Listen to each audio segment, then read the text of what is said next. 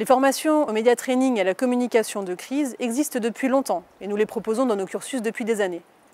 Toutefois, nous avons remarqué que les réseaux sociaux et leur influence ne sont que rarement analysés durant ces formations. Ils sont pourtant devenus une véritable caisse de résonance durant les crises, bousculant les schémas de communication classiques. Nous avons donc cherché à développer un outil permettant à la fois d'analyser les publications faites sur les réseaux sociaux, en particulier Twitter, et d'immerger nos élèves dans un faux réseau qui va réagir à leur communication. Pour créer ce faux réseau, nous avons travaillé main dans la main avec l'entreprise Sahar. Sahar est une start-up spécialisée dans l'analyse de données massives et les solutions cyber. Concrètement, nous proposons à nos élèves un séminaire d'une journée qui commence par une phase introductive durant laquelle le fonctionnement des réseaux sociaux et l'enjeu de leur maîtrise par les décideurs publics sont abordés.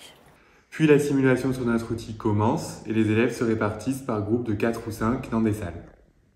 Les étudiants ont 4 heures pour gérer leur communication de crise. Durant ce temps, ils doivent rédiger un tweet, un communiqué de presse et une vidéo en réponse aux réactions de l'opinion publique. Voici un exemple de situation de départ proposée. Ils sont à la tête de la communication d'une grande banque qui connaît une crise cyber majeure, avec une fuite de données. Au moment de la communication, la banque ne connaît ni l'ampleur précise, ni la cause exacte de la fuite de données, mais pourtant elle doit communiquer. Les élèves ouvrent l'interface et plongent directement dans une situation de crise sur un réseau social simulé.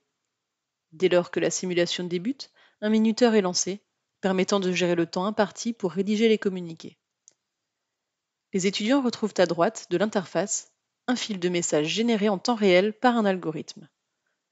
À gauche, des métriques vont les aider à appréhender et à analyser la situation. Ils y verront notamment le nombre de tweets, d'utilisateurs, les emojis et les hashtags. Les étudiants rédigent alors leurs communiqués et les publient directement dans l'interface. À chaque publication de communiqué, le réseau social réagit et des milliers de messages sont générés en temps réel en réponse à la communication. Enfin, l'exercice se termine par une restitution à l'ensemble des groupes durant laquelle leurs stratégies de communication sont analysées.